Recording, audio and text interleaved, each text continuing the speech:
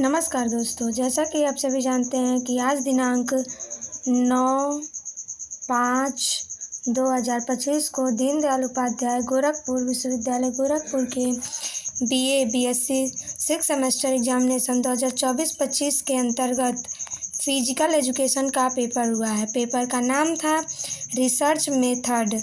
CBCS mode में परीक्षा हुई है। पेपर कोड था PHED 305 और पेपर ID था 5644।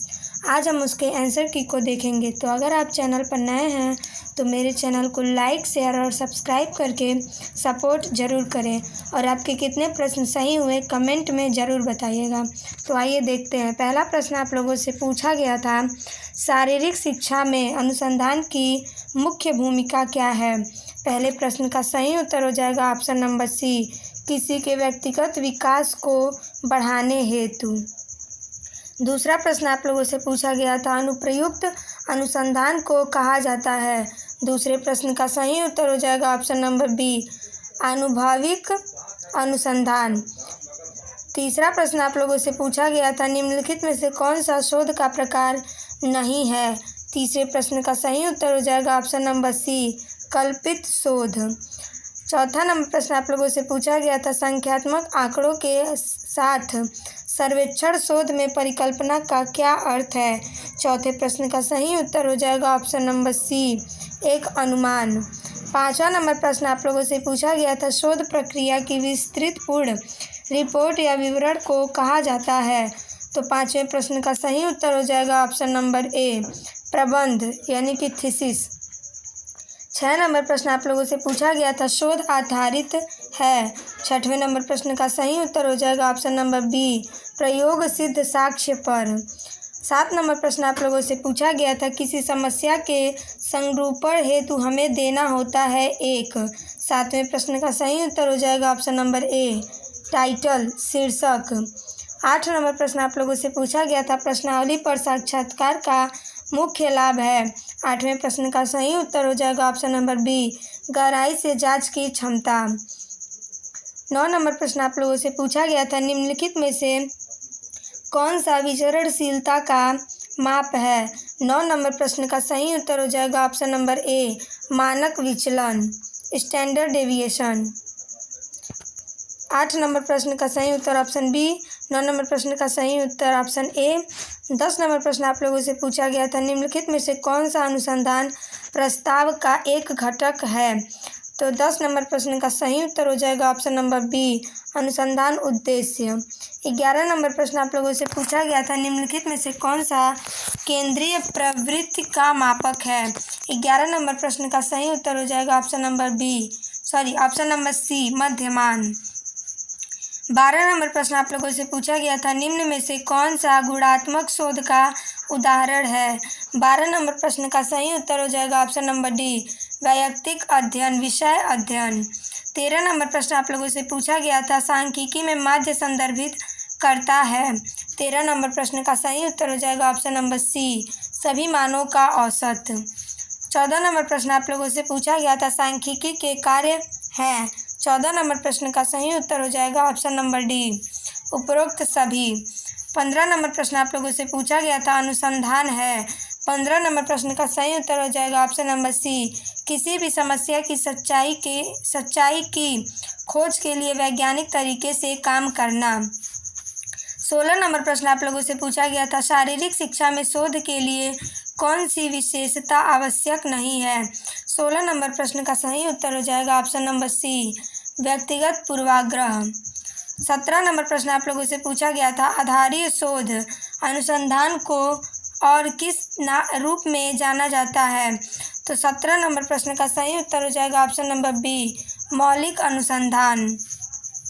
18 नंबर प्रश्न आप लोगों से पूछा गया था, वर्णनात्मक अनुसंधान में शामिल है। 18 नंबर प्रश्न का सही उत्तर हो जाएगा ऑप्शन नंबर डी, उपरोक्त सभी। 19 नंबर प्रश्न आप लोगों से पूछा गया था, शोध रिपोर्ट की कार्यप्रणाली अनुभाग शामिल करता है। 19 नंबर प्रश्न का सही उत्तर हो जाएगा ऑप्शन नंबर बी, शोध में प्रयुक्त हुई प्रक्रियाएं। 20 नंबर प्रश्न आप लोगों से पूछा गया था, साहित्य समीक्षा का उद्देश्य है।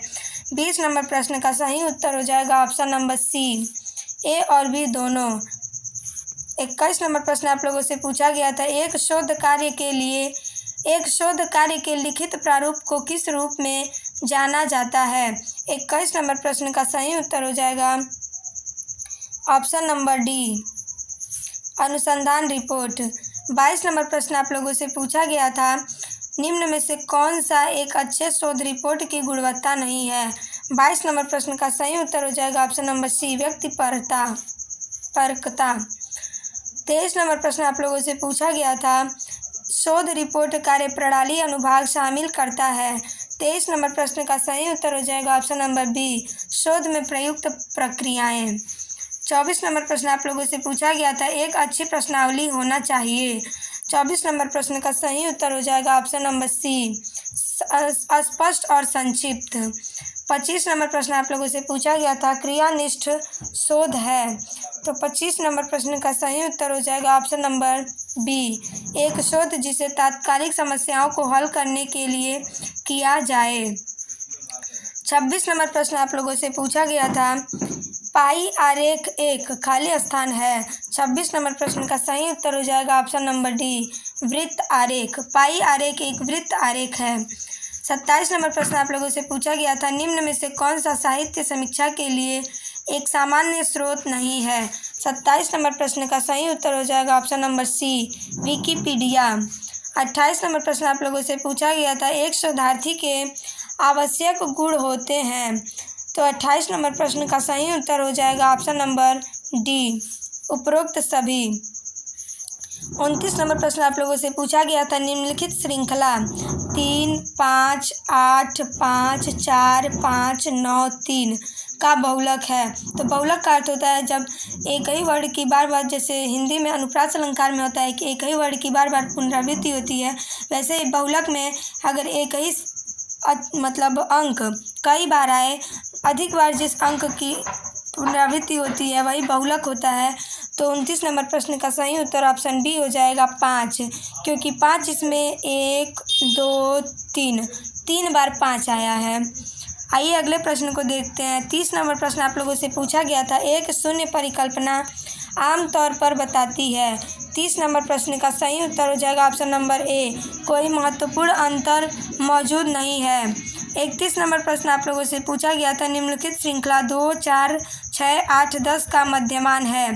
तो 31 नंबर प्रश्न का सही उत्तर हो जाएगा ऑप्शन नंबर ए, 6। कैसे हुआ है, 2, 4, 6, 8 और 10 इन सभी को जोड़ दिए हैं तो 30 हो गया। मतलब 2 + 4, 4 2 6, 6 12, 8 20 और 10 30।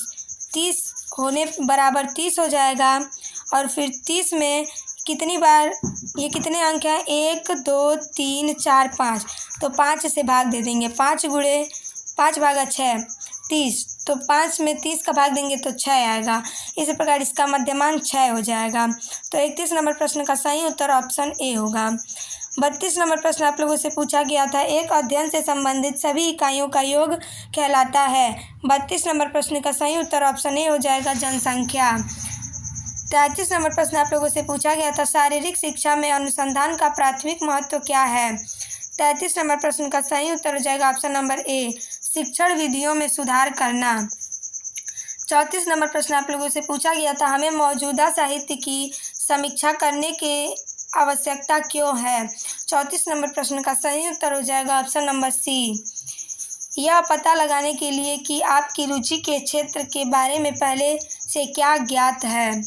अगला प्रश्न देखते हैं। 35 नंबर प्रश्न आप लोगों से पूछा गया था, शोध समस्या तैयार करने में पहला कदम है। तो 35 नंबर प्रश्न पे हमें थोड़ा डाउट है, आप लोग सही उत्तर कमेंट करिएगा। लेकिन मैं ऑप्शन बी के साथ जाऊंगी कि रुचि के एक व्यापक क्षेत्र की पहचान करना, क्योंकि पहले हम लोग क्षेत्र की पहचान करेंगे, उसके बाद डेटा इकट्ठा करेंगे, उसके बाद आगे जो इसका कार्य होता है वो करेंगे। 36 नंबर प्रश्न आप लोगों से पूछा गया था, शोध सारांश है। तो 36 नंबर प्रश्न का सही उत्तर हो जाएगा ऑप्शन नंबर ए, अनुसंधान प्रस्ताव। 37 नंबर प्रश्न आप लोगों से पूछा गया था, साहित्य समीक्षा का मुख्य उद्देश्य है। 37 नंबर प्रश्न का सही उत्तर हो जाएगा ऑप्शन नंबर ए, मौजूदा ज्ञान में कमी दिखाना। 37 नंबर प्रश्न का सही उत्तर ऑप्शन ए हो जाएगा। 38 नंबर प्रश्न आप लोगों से पूछा गया था, निम्नलिखित में से कौन सा एक शोध प्रस्ताव तथा शोध विवरण रिपोर्ट का सामान्य तत्व नहीं है। 38 नंबर प्रश्न का सही उत्तर हो जाएगा ऑप्शन नंबर बी, आगे शोध के लिए निहितार्थ। 39 नंबर प्रश्न आप लोगों से पूछा गया था, एक अच्छी शोध समस्या होनी चाहिए। 39 नंबर प्रश्न का सही उत्तर हो जाएगा ऑप्शन नंबर बी, विशिष्ट और शोध योग्य, मतलब स्पेसिफिक और रिसर्चेबल। 40 नंबर प्रश्न आप लोगों से पूछा गया था, देखिए अंकों गणना के अवर्गीकृत होने पर सबसे अधिक बार दिखाई देने वाला अंक कहलाता है, तो इसे बहुलक कहा जाता है। तो 40 नंबर प्रश्न का सही उत्तर ऑप्शन सी हो जाएगा, बहुलक। 41 नंबर प्रश्न आप लोगों से पूछा गया था, सांख्यिकी के पिता के रूप में किसको जाना जाता है। तो 41 नंबर प्रश्न का सही उत्तर हो जाएगा option number A, Ronald A Fisher. 42 नंबर प्रश्न आप लोगों से पूछा गया था, आप अनुसंधान के पहले चरण की पहचान किस रूप में करेंगे। 42 नंबर प्रश्न का सही उत्तर हो जाएगा ऑप्शन नंबर बी, समस्या की पहचान। 43 नंबर प्रश्न आप लोगों से पूछा गया था, निम्न में से कौन आंकड़ों के विश्लेषण की परिमाप विधि है। 43 नंबर प्रश्न का सही उत्तर हो जाएगा ऑप्शन नंबर बी, अंतर संबंध। 44 नंबर प्रश्न आप लोगों से पूछा गया था, शोध प्रस्ताव की प्रारंभिक उल्लेखों में क्या शामिल नहीं है। तो 44 नंबर प्रश्न का सही उत्तर हो जाएगा ऑप्शन नंबर डी, विषयों का चयन। 45 नंबर प्रश्न आप लोगों से पूछा गया था, आसान प्रश्न था, निम्नलिखित में से कौन आंकड़ों का एक प्रकार है। तो वह दोनों है, ए और बी दोनों, मतलब गुणात्मक और मात्रात्मक। सही उत्तर ऑप्शन सी हो जाएगा, ए और बी दोनों। 46 नंबर प्रश्न आप लोगों से पूछा गया था, मात्रात्मक आंकड़ों को आमतौर पर किसमें मापा जाता है।